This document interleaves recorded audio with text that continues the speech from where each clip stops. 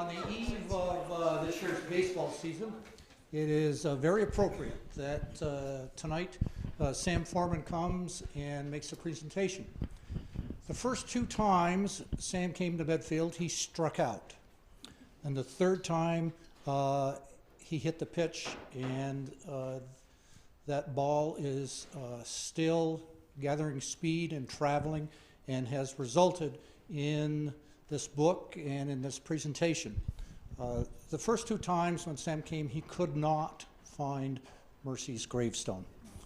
And that was the cause for him to still stand at the plate and to swing again. And it was on the third time that I was able to take him and show him where her gravestone is. And we had a wonderful time visiting there. And David read some from the book that talked about that first visit. It was very touching. Sam brought a bouquet of yellow roses and quietly placed them on her grave and left them there. And they survived for a long time.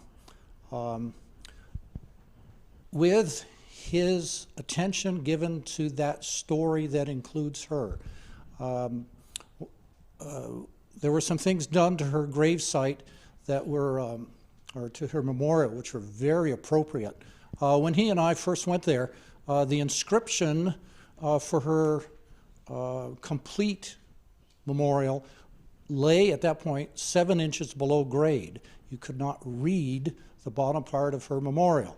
And so a number of people banded together, and with extra human effort, we were able to lift her slate memorial that weighs in excess of 350 pounds.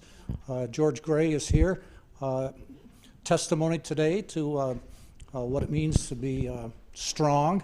And once we reset that memorial, then June Gillette, who is one of the volunteers at the cemetery, came all the way from Plymouth, as she does many times, and she was the one that cleaned that memorial.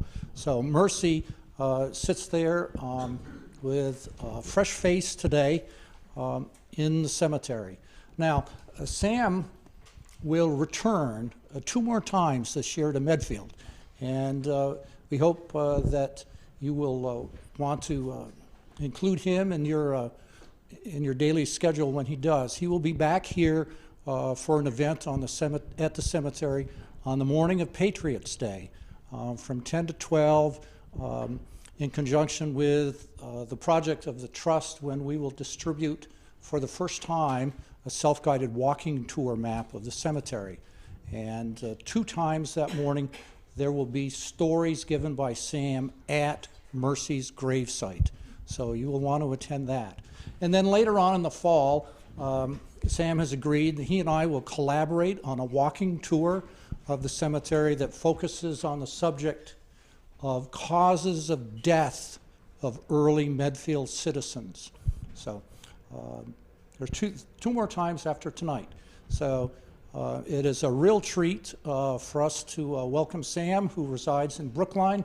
And so let us give Sam a warm Medfield welcome.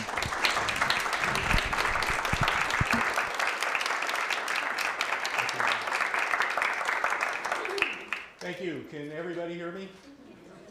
Okay. I speak in a funny accent. I come from Philadelphia originally. Another one. And I make tremendous errors that I know people will wince when I don't say Worcester, I say Worcester. I might talk about the Scolays instead of the Sculleys, and those kind of errors. So I beg that your indulgence. Let me say a little bit about myself and how I came to this, and then more importantly about 2 people who are lesser known and I would hope to be better known after this talk, Dr. Joseph Warren and his fiancée at the time of his demise, Miss Mercy Scollay. First of all, by way of background, I am a physician, but I actually studied history back when, at the University of Pennsylvania. And I was one of those people that were kind of divided in my attention and didn't know what I wanted to do when I grew up. So in college, I majored in American history and history of science. And I was also a biology major and a pre-med. And I remember this conversation that I had with my father, which in hindsight, I think he had more wisdom than I gave him credit for at the time. And I was graduating and I said, Dad, I'm not sure what I want to do when I grow up. I've had these two majors and sort of two lives. And on the one hand, I want to be an historian and go to the university and be a professor. On the other hand, I'm also attracted to medicine and being a physician. What should I do? So I think he was anticipating this question for years, I think in hindsight. But he looked very thoughtful, as if it were the first time that he ever had that question. And he rubbed his chin. And he looked up at me and he said, Sam, even Jesus had a day job.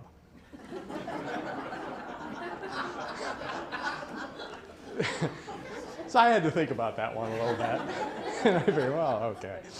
My day job's going to be medicine. And I went off, became a physician later on in the business aspects of medicine.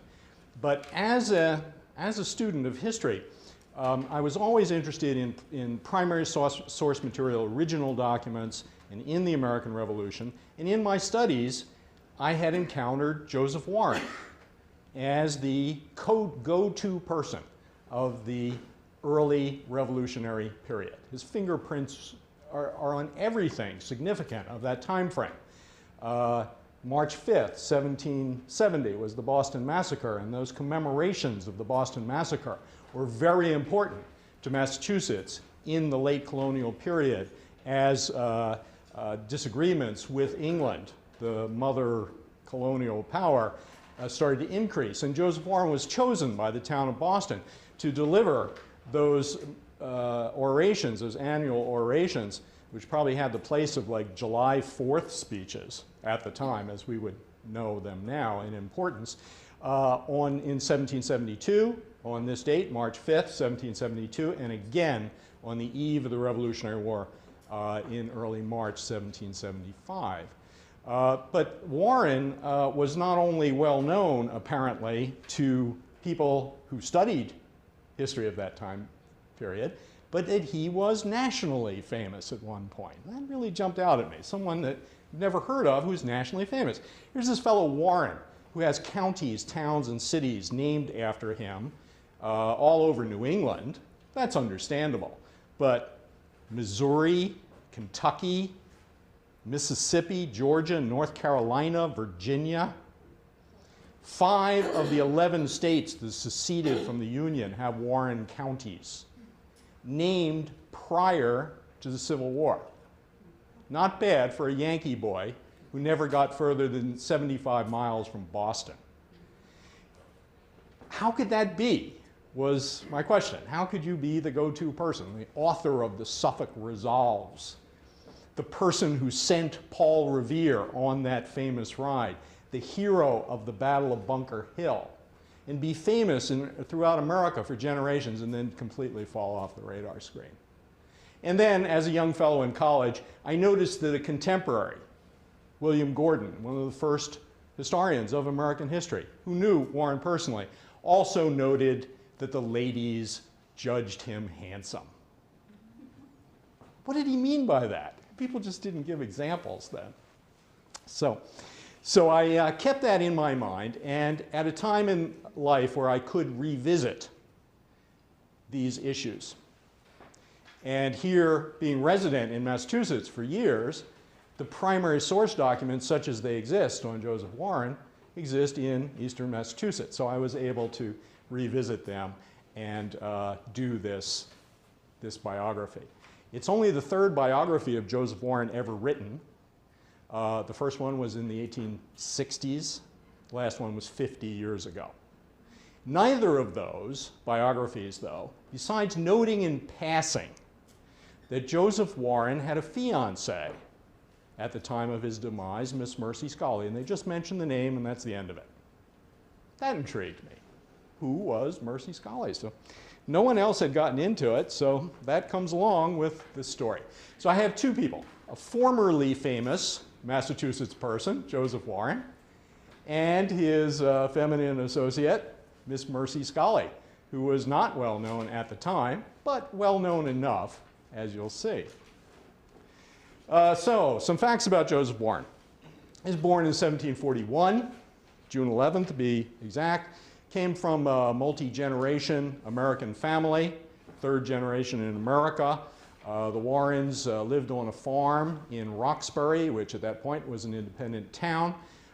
They are credited with domesticating the first distinctly American apple in the United States, the Warren Russet, which you can see occasionally in farmers markets as a heritage brand, misnamed the Boston Russet or Roxbury Russet.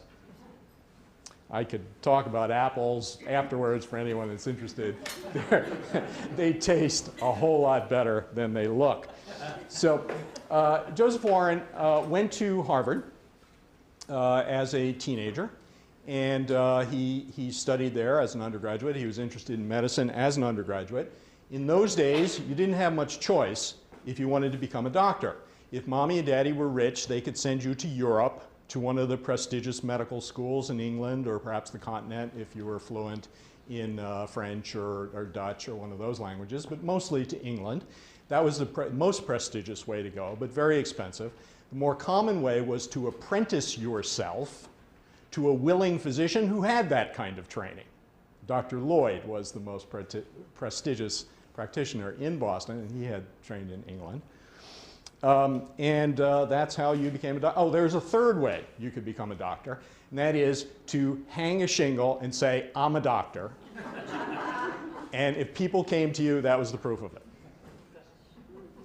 That bothered Warren to no end, and a lot of the formally trained physicians. But nevertheless, there were a shortage of physicians, and many physicians had that background.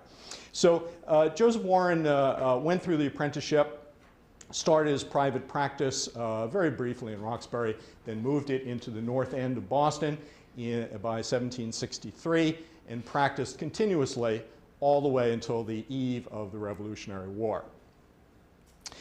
In fact, so far as timing, and this was coincidental, I guess you couldn't have timed your life and place to be as close to the revolutionary fervor of the Sons of Liberty, starting from the Stamp Act riots in the North End in 1765, through the Boston Port Bill, closing the port of Boston, the Tea Party. Just geographically, he was literally in the center of it, and in timing-wise. He didn't choose that, it just happened that way, but he was certainly in the center of things. Early on, he distinguished himself as a physician, as house physician to a smallpox hospital that was set up to inoculate people against the smallpox in an outbreak of smallpox in Boston. Now, this was the scourge of its time. This basically shut down Boston, the fear of smallpox. There had been previous outbreaks during the 18th century. Even Harvard shut down, and they went off to, I think they just stopped classes during the outbreak. But the inoculation was a kind of a treatment which was fairly effective. This is way before cowpox and Jenner, if you know anything about the history of medicine, in 1798. Now, this is decades before that. But they knew empirically that if you were inoculated with live smallpox from somebody who had the disease, and you had that disease under controlled conditions, your survival would be much better than if you caught it in the wild type. So the physicians had services which they could set up with the permission of the towns to set up an isolation hospital to do these inoculations, because people were infectious while they had been inoculated. And then once the pox had cleared, they had lifelong immunity and they could go back to town. They kept statistics on this. You were between 10 and 20 times more likely to survive this inoculation with live smallpox under controlled conditions than catching the wild type. But significance to our story is Joseph Warren, as a young physician, volunteered to be the house physician in the smallpox hospital. Now, it's unclear whether he himself had ever had smallpox or was inoculated. He may not have been. If that was the case, this was a really gutsy thing to do, to be the physician in the smallpox hospital. By doing this, he was able to achieve a public good that was widely recognized. He was the young physician who went on the front lines and met a lot of very influential people in Massachusetts who themselves and sent their family, including Lieutenant Governor Hutchinson and Tories and Loyalists and everybody who could afford, were sent to the hospital. Additionally, the physicians did inoculations to poor people for free as a public benefit. So the physicians were very well recognized, including Warren, after this thing, happening in 1764. Joseph Warren, even as a young doctor, was able to capitalize on that as a leading physician in eastern Massachusetts and in Boston. And during a malpractice, or what we would call a malpractice controversy that played out in the newspapers, he assumed the voice of medicine, philophysique, in being an intermediary between warring physicians who were fighting publicly about the mistreatment of a lady with tuberculosis. That newspaper exchange is very revealing about Joseph Warren's wit and his acid way of coming across. It's also hilarious, and there's a whole chapter on that. I think he meant it to be hilarious. The butt of his practice was Dr. Thomas Young, who was a fellow Son of Liberty. They're already starting some political activism after the Stamp Act crisis. But in medical affairs, he went for the jugular, calling Dr. Young a quack. Young was one of these doctors who hung up a shingle and said, "I'm a doctor." Young is even more obscure now than Warren. However, he was a leader in his own right. The state of Vermont was named by Dr. Thomas Young. So you can win a bet on that with somebody. What about Mercy Scollay? What were the Sculleys doing at that time? I don't know that they had any direct relationship with the Warrens, although both lived in the North End. John Scollay was a merchant. He's pictured on the left. This is Mercy Scully's father. He was a merchant in Boston and also a selectman in the town government. And that's his wife, Mercy Scollay, Mrs. Mercy Greenleaf Scollay. One of the reasons why I call Miss Mercy Scollay is to distinguish other Mercy Sculleys in this family from one another, but she was definitely addressed in her lifetime as Miss Mercy Scollay, as opposed to Ms. or anything else that would be more politically correct nowadays. So the family was reasonably well off. They were involved in trading directly with merchants in England, and he was himself a merchant, but he was also involved in town government. And by about 1770, if not before, Mr. Scollay here was the leading selectman in the town of Boston. He had at least 6 children who got into adulthood, 4 girls and 2 boys, and there may be some others who died as infants. 4 sisters. This is a picture of Deborah Scollay, Mercy's older sister, and the only picture recognized by art historians as being a Scollay sister. Now, part of the book was I tracked down Mercy's picture, which will be unveiled in April at Vine Lake, but her sister will have to stand in for now. Deborah was born in 1736. Mercy was born same year as Joseph Warren. It was just about 2 months younger. And then there's Priscilla and Mary. There were also 2 boys who died tragic deaths on boats or ships in the course of tying up and unloading in the port of Boston. These may have been their father's ships or their cargoes, But unfortunately, longshoreman-type accidents were all too common, and both boys died as young adults, leaving the Scollay male line rather sparse.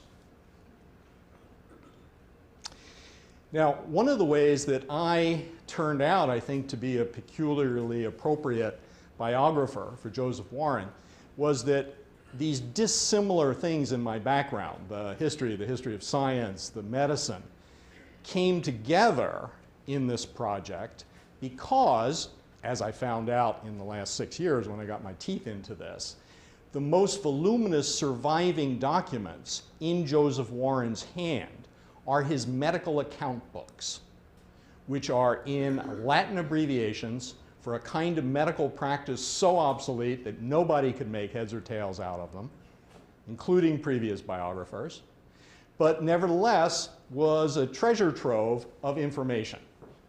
And for the lack of other extensive diaries or letter books, as might have survived and be commonplace for people like John Adams or Thomas Jefferson or George Washington, Joseph Warren is a founding figure that has very little surviving, and the stuff that does survive is the most voluminous, and also his political documents and writings from the last year of his life are relatively numerous.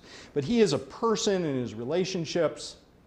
No one could seem to make heads or tails out of him. But if you could figure out what this account book told you, it was like looking at the Revolutionary era through a keyhole, and suggested a lot of relationships, professional and otherwise, that Warren had.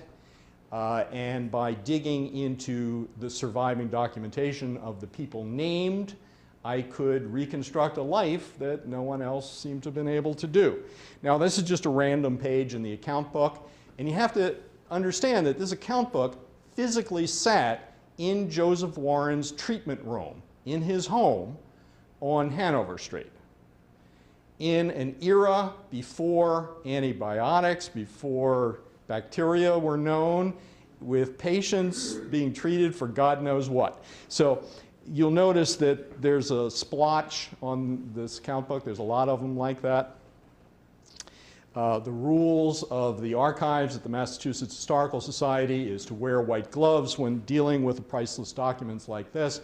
I was more than happy to comply with those rules. In fact, knowing what I knew about medical care during the 18th century and about where this book had been, not only would I wear the white gloves, but after I was done, I would wash my hands twice. Even though it doesn't make a whole lot of sense, I would. And in fact, I transcribed the entire account books. The picture on the right is a picture of John Hancock, literally the picture you see at the Boston Museum of Fine Arts, with his account book as a symbol of the successful merchant. But in fact, all tradesmen and professionals kept these account books in Massachusetts when cash was scarce. It was, to a large extent, a barter economy, depending on these account books. So part of my method was to transcribe them. These account books map, amongst other things, relationships with people who are better known for their political activism. Samuel Adams is said to be a recruiter for the Patriot or Whigs, same title, in the late 1760s as continued concern with British taxation practices and what that did to Americans' expectation of liberty and autonomy came to the fore. And with the expanding groups of the Sons of Liberty, Joseph Warren became active in the Sons of Liberty by the late 1760s.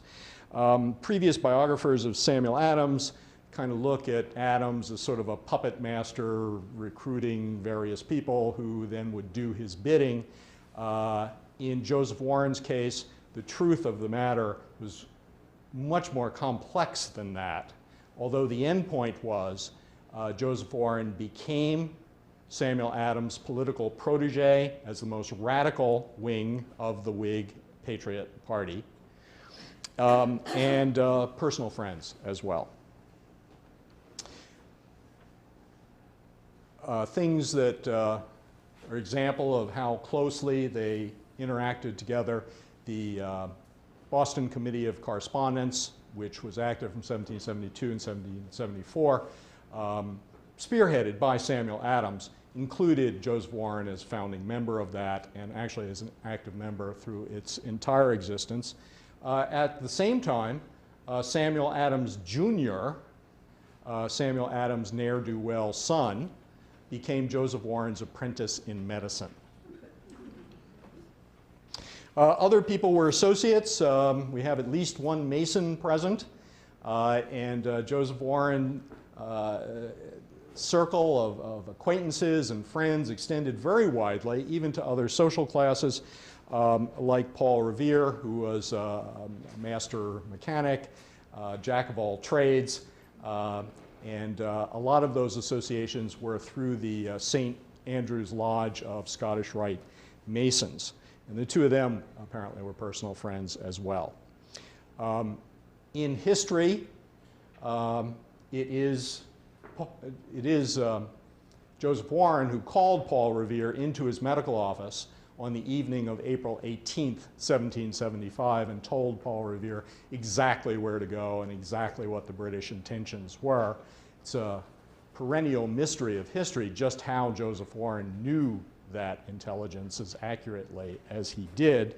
And then in subsequent generations, the legend of Paul Revere displaced the legend of Joseph Warren in history, and that's a story in itself. Joseph Warren was apparently a key person in the Boston Tea Party as a radical Whig, both before and immediately after the Tea Party. His name does not appear on most lists of Tea Party participants, and his exact role is unknown to history. I speculate on what that role was, and it was pretty significant. Let's get back to Miss Scollay. Joseph Warren's story and Miss Scully's story come close in 1774, although they were both in the north end of Boston, and the families were not patients of Warren. That is, the Scollay family was not patient of Warren until 1774. But in June of 1774, a critical juncture had been reached in disagreements with England. The Boston Tea Party had occurred as a very forceful piece of theater that Whig Americans, patriots, would not stand for taxation without representation. Britain's response to that, unlike relenting mostly, as they did after the Stamp Act in 1765, was to redouble their measures, and in fact to close the port of Boston in the Boston Port Bill, whose news was delivered in May of 1774. The Americans, patriots, found Boston on the leading edge, or the bleeding edge, you might say, of the disagreement with Great Britain, and had to decide how they were going to react. They put out a call for a Continental Congress to coordinate resistance amongst the other provinces. But it was unclear in June whether that call would be responded to. There was also a call for very forceful boycotts of British goods. And these had worked in previous years to bring the business interests of Great Britain to the side of the Americans to settle things in the name of orderly business, if nothing else, and to prevail on Parliament to repeal at least some of the hated measures. But that wasn't happening in May and June of 1774. So, as patriots gathered in Boston deciding what to do, an otherwise unrecorded social event occurred in which Mercy Scollay distinguished herself. And here's the Boston Gazette account of this. Incidentally, this has never been noted by historians all this time, or at least what the significance of it was. So here's the editor of the Boston Gazette. It was one of the chief patriot papers in eastern Massachusetts and published in Boston. I was lately in a company where the conversation turned to the non-consumption agreement and the vast importance of resolving not to purchase anything but the necessities of life in order to defeat the present plan of despotism, so insidiously concerted and violently pursued. One of the company desired a lady to give him a list of the necessaries of life for a fine lady. And she soon sent him an elegant copy of verses, which falling into my hands I enclose to you, from a persuasion that they will prove an agreeable entertainment to your readers. So this poem, all 114 lines of it, in heroic couplets, was tendered anonymously, never been signed, and no one has ever claimed it as being their own. However, at the time, Hannah Winthrop, who was a Daughter of Liberty friend of Mercy Otis Warren, took note of it and speculated. I have lately received great pleasure from an ingenious satire on the female foible of love of dress in the Royal American Magazine. I have heard the author guessed to be Miss Mercy Scollay, and the gentleman who requested it, Dr. Warren. I am not enough acquainted with that lady's poetic talents to judge whether they are equal to that elegant production. So, why was this important? Well, in order for the boycotts to have their effect, the people with the purse strings in the household had to make the right decisions. And the men, as chauvinistic as they were at that time, knew that it was the ladies of the household who were controlling what was bought for the most part, especially on the domestic side of clothing and such things. So it was actually essential to reinforce these boycotts, which were the most aggressive yet proposed, to have full alignment with patriotic women. So this poem, and it has some flirtatious aspects. I'll read to you a couple of things. I could see why Hannah Winthrop thought that Miss Scollay was the one who had written it.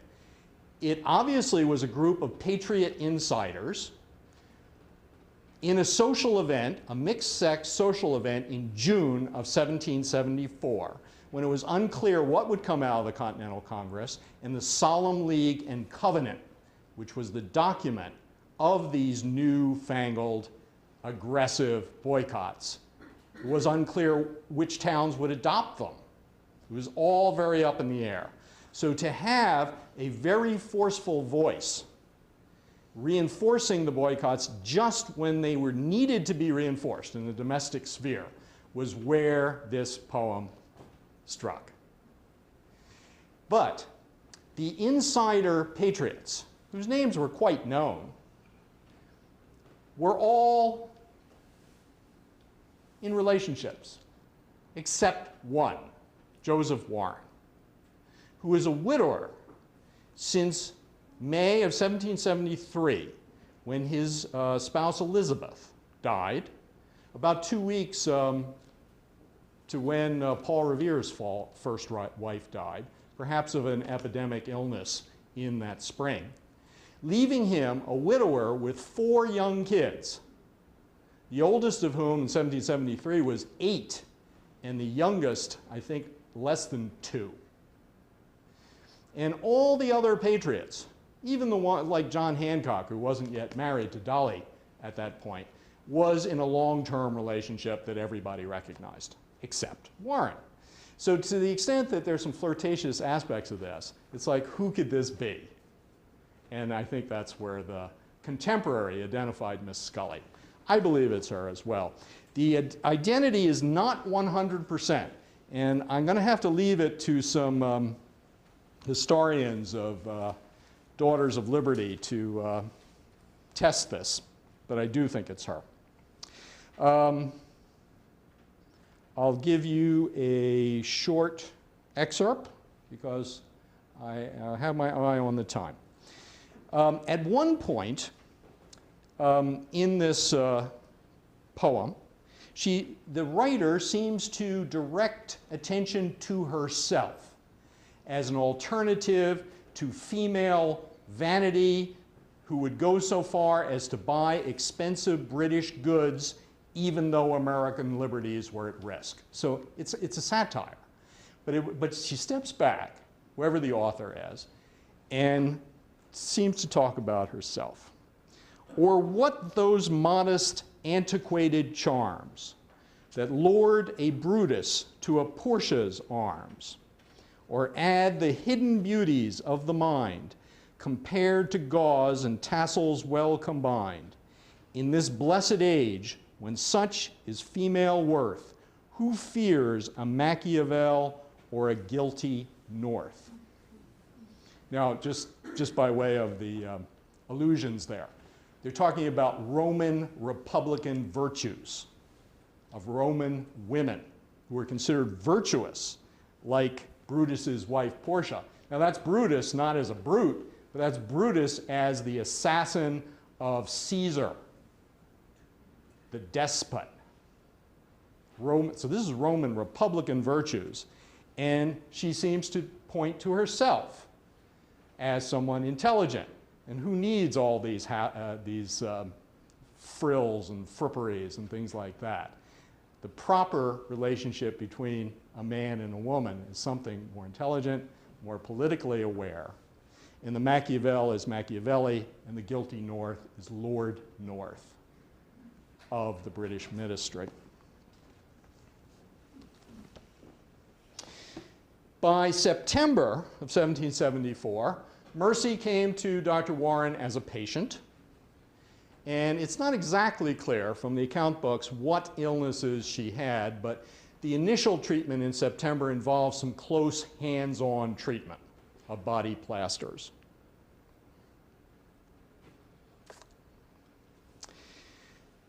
Politically, pretty rocky times.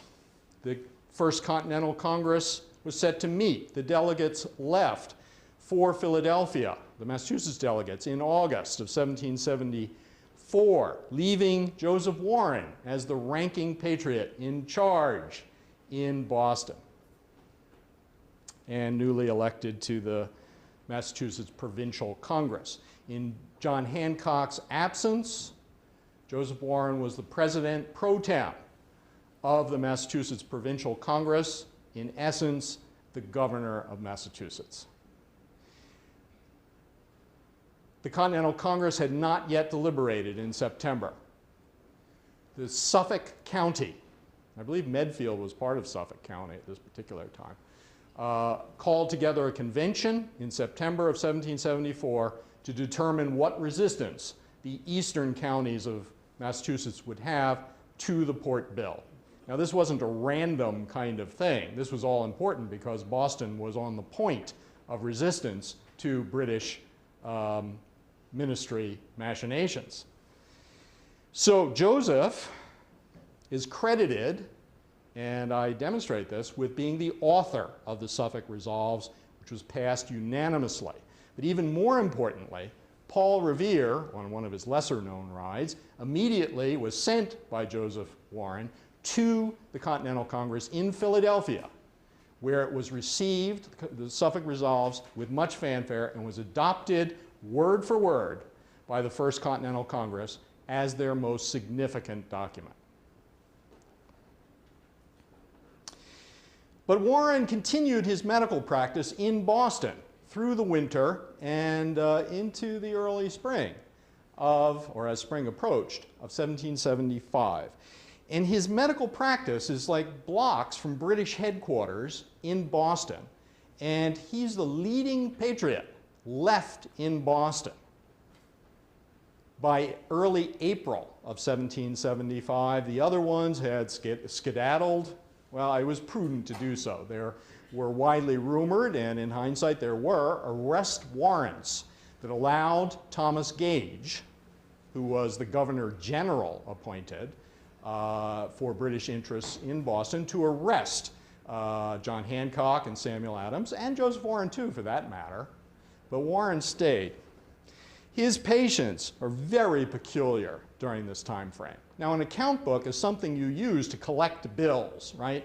So you name people whom you would expect that you could track down to collect a debt at some point. So people with names like the Indian and Woman in Damnation Alley, you know, just, what are these things? Soldier Child, Camp Woman. You know what a camp woman is? Camp woman is somebody associated with an army. There's only one army in Boston at that time, the British Army.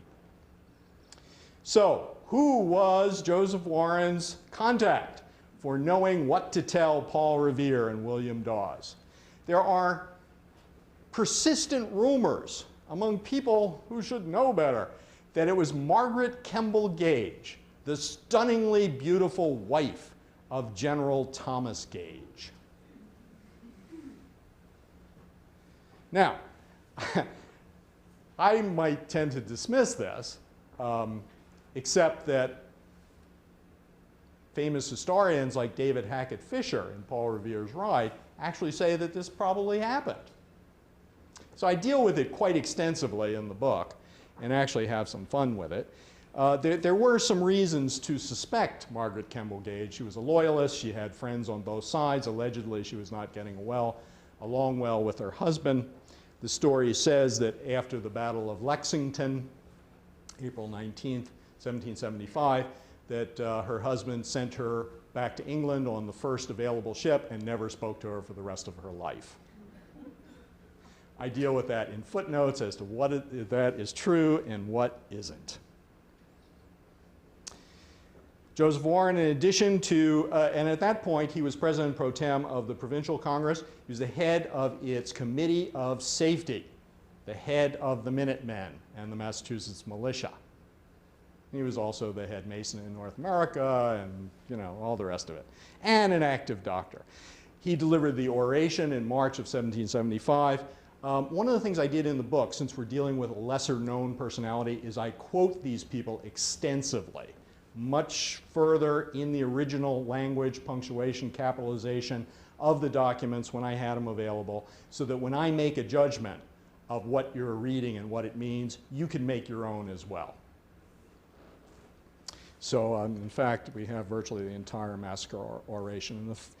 After the Battle of Lexington and Concord, the activated militias and Minutemen encircled the British in Boston and laid siege to their own city.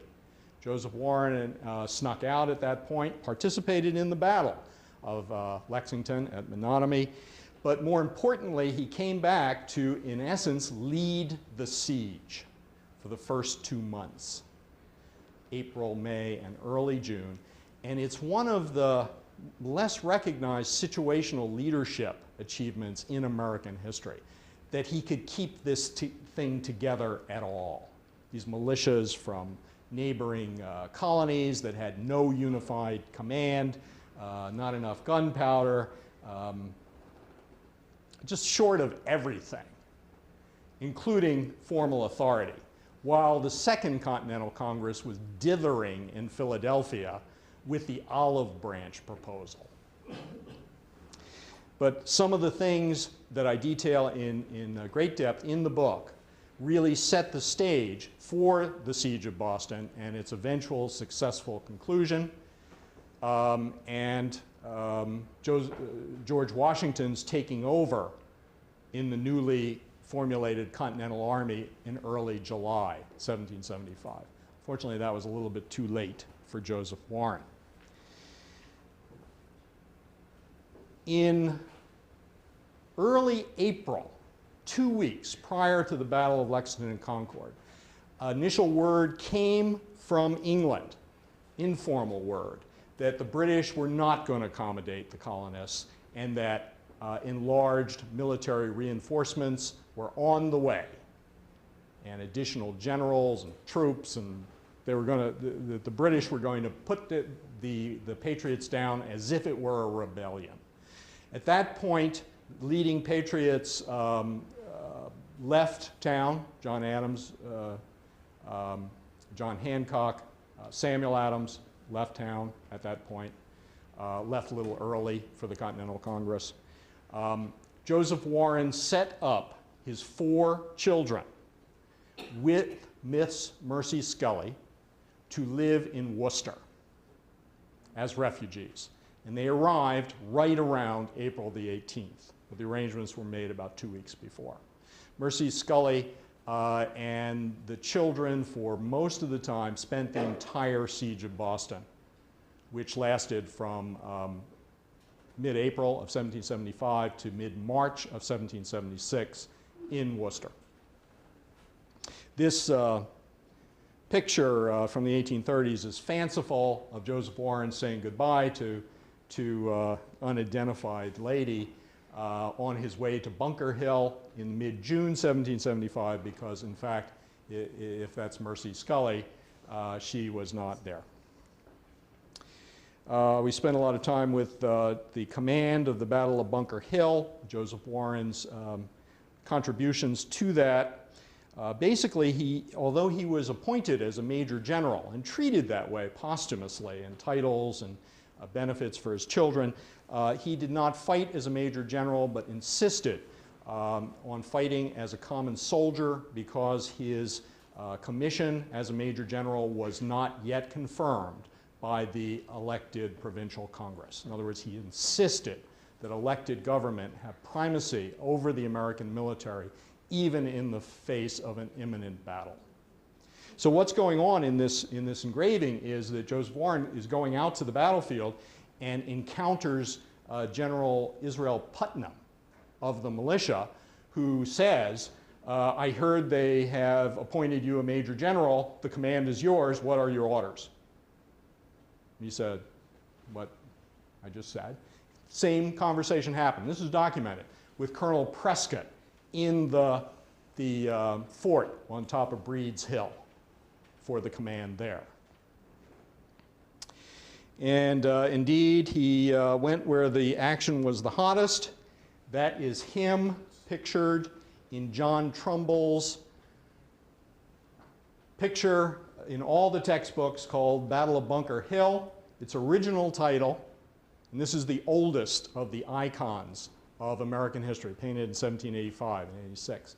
It's the death of Major General Joseph Warren at the Battle of Bunkers Hill, June 17, 1775. Considered quite heroic at the time. These are alleged to be his last words, uttered the day before. It's sweet and proper to die for one's country. So what happened to the Scollay sisters? Well, Deborah and Priscilla had married prior. They both married Melvilles, incidentally, just to confuse genealogists. Mary, the youngest sister, married Reverend Prentice years after the Revolutionary War. I have it as 1790. It's actually 1789. Miss Mercy Scollay went back to Boston at the end of the siege and lived there until 1797. She took care of her parents. She took care of some other people, too, after her parents died. She took care of John Singleton Copley's mother for a while. She lived as a lady companion to Dolly Hancock, when Dolly was a widow for several years in the mid-1790s until she remarried. At that point, Miss Scollay went to live with her baby sister and the household in Medfield as a member of the extended Prentice family, and lived here from 1797 on. She sought custody of Warren's children, and there are letters existing in the annals of the Second Continental Congress of letters between and among her, Samuel Adams, John Hancock, Elbridge Gerry, Benedict Arnold of all people, advocating that she take custody of the children, apparently on a verbal promise that she had made with Joseph Warren. Now they treat her, because the answers to these letters, some of them exist, as a person of merit, and they actually go to bat for her. But she ultimately failed in formally adopting the kids in favor of John Warren, Joseph Warren's youngest brother, when John Warren came back from Continental Army service to Boston in 1777. Mercy Scollay never married. She outlived three of the four of Warren's children, and the fourth by only 3 weeks. Let me read you a little bit about her subsequent life, and then we'll call it quits.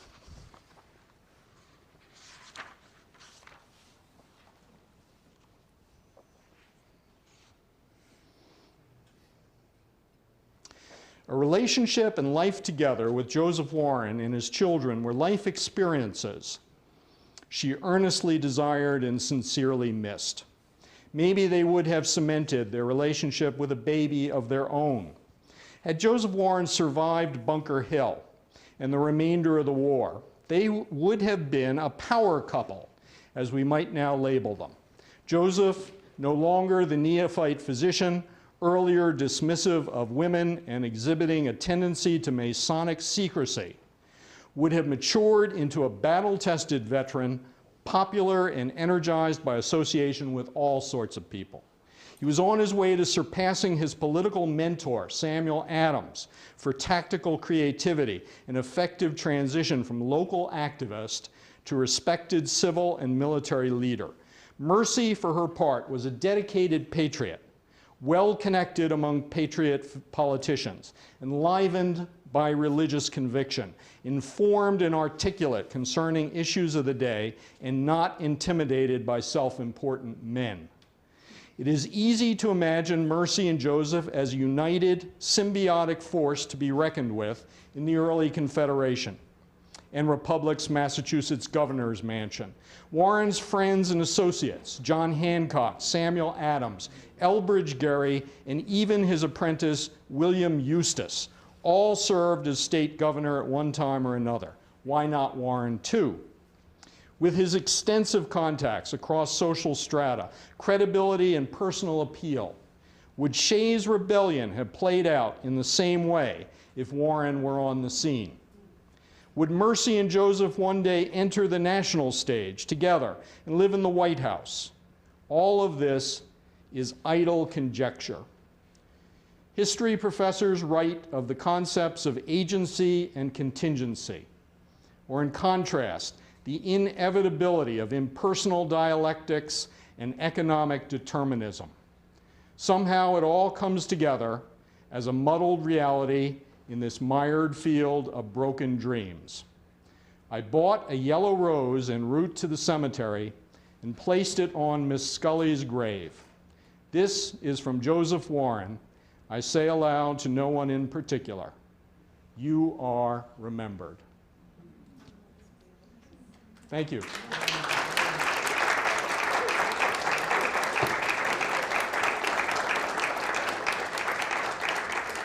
I'm going to go in the back for folks who would like their own copy of the book, and I'll inscribe it for you. For those who like to surf around the internet, since Joseph Warren is a lesser known person, I've set up a website with all his writings, or at least it will when I'm done, and there are also some videos as well. It is appropriately called drjosephwarren.com. Production support provided by Medfield.tv. Access to our community.